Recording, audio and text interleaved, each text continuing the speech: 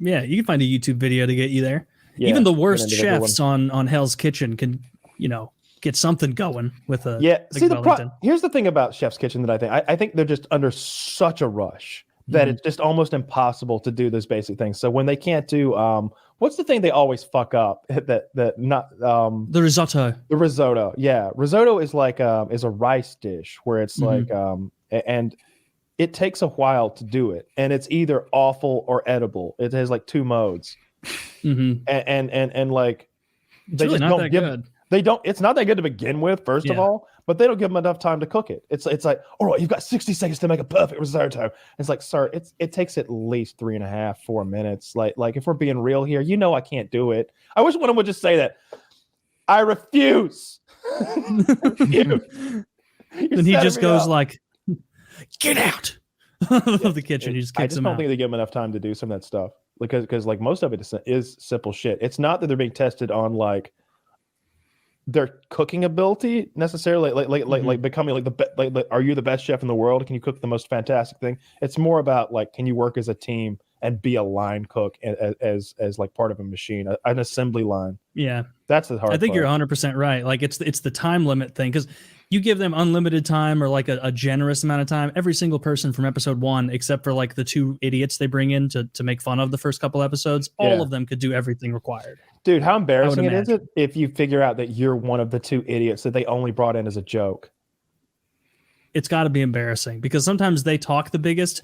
Sometimes they talk the biggest in the first couple episodes to the point that like it's almost like I'm convincing myself that it's so obviously an inside man, because it'll be like pre any cookery and they'll be like, I already know my opponents. I know them inside and out, up and down. 2 minutes into episode 1, I'm going to dominate them. They haven't seen my risotto. They haven't seen the way I use spices. I have a perfect palate.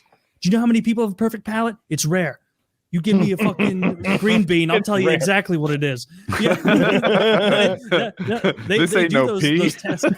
They do those tests where they put they give little tastes of like obscure things, and it's really hard. It's like and he puts like a blindfold on him and really headphones. Like it's a watermelon. Some of them are. Oh, they'll get them wrong. Stuff like that. Like a chef who just made a perfect risotto will like get fed a piece of a banana, and then it'll be like 30 seconds. Gordon's like, answer. Aaron, need your answer. And he's like, strawberry.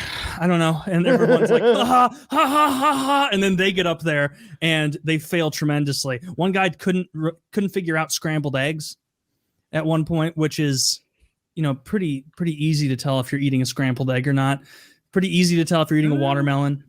And like apparently it must be a hard thing, blindfolded and deafened, because when someone goes like 8 for 8, even if it includes stuff like watermelon or honeydew, banana, if they get it all, Gordon's like genuinely impressed. You can tell when he's genuinely impressed in the show. He's like, right on.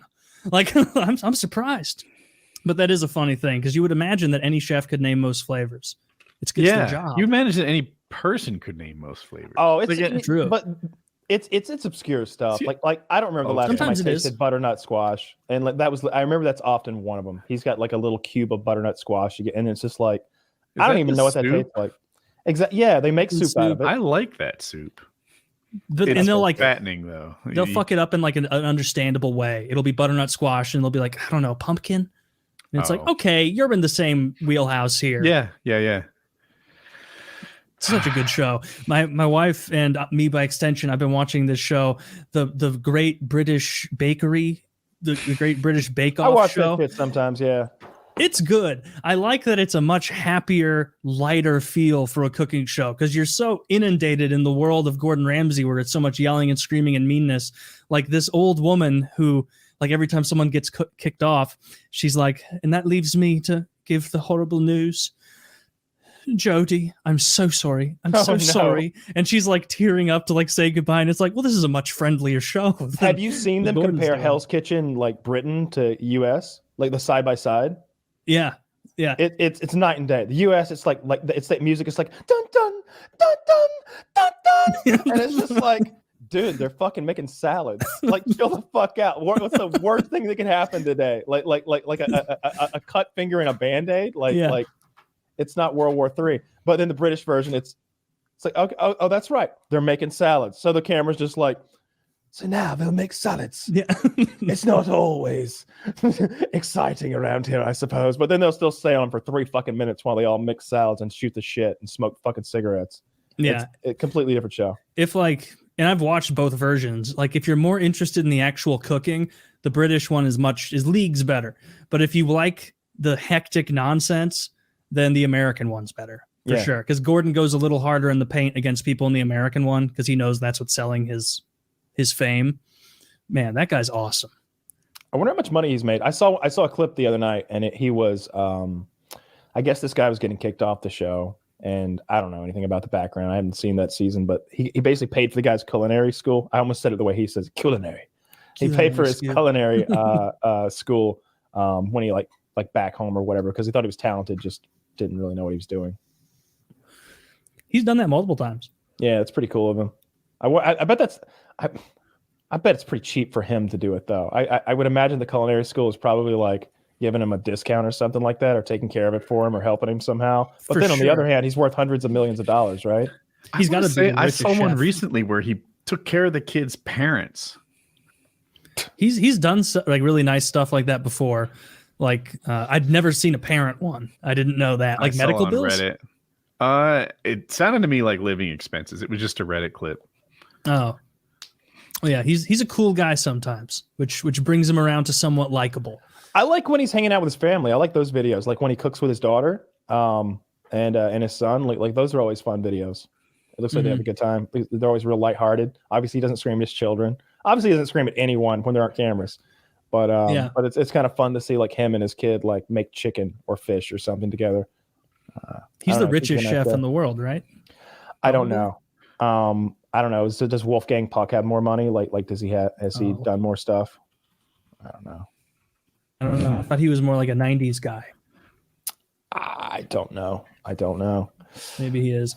Guy Fieri's only 20. I thought he had all that like fucking TGI Fridays money or something. Oh, 20 million. I was like, no way he's 20. That guy's like 40. Some guy named Alan Wong is worth $1.1 billion. Absolutely blows the pants off Jamie Oliver and Gordon Ramsay at a paltry 220 million. Is Emerald Lagasse on the list? That guy was my favorite as a kid. Wolfgang Puck is number 6, 90 million. Then there's Rachel Ray. Emerald Lagasse, $70 million. Nice. Stewart used to cook, right? Martha she had like Stewart. the whole empire though. Like yeah. Bitch makes furniture. Yeah. I think she's too rich for this whole list. It would throw off the curve. I think I might have a Martha Stewart fucking couch out there. Like she's getting it coming and going, man. No, it's interesting that her reputation didn't really take a hit with the insider trading. Yeah, if anything, she's just a little cooler now. Yeah, honestly, yeah. I don't think anybody cared. Like I don't think anybody cared because at the time, I think it was a real risk. People thought maybe because the Martha Stewart isn't just a product; it's a brand, it's a vibe, it's a perfect person. Her whole thing was, I don't know, like an almost unachievable perfect mom type deal. Mm-hmm. And then when she becomes this felon for insider trading and the ankle bracelet and the whole thing, it was like when Howard got divorced, right? Howard was this naughty man, but behind the scenes, he was this loyal, great guy. And then that became not true.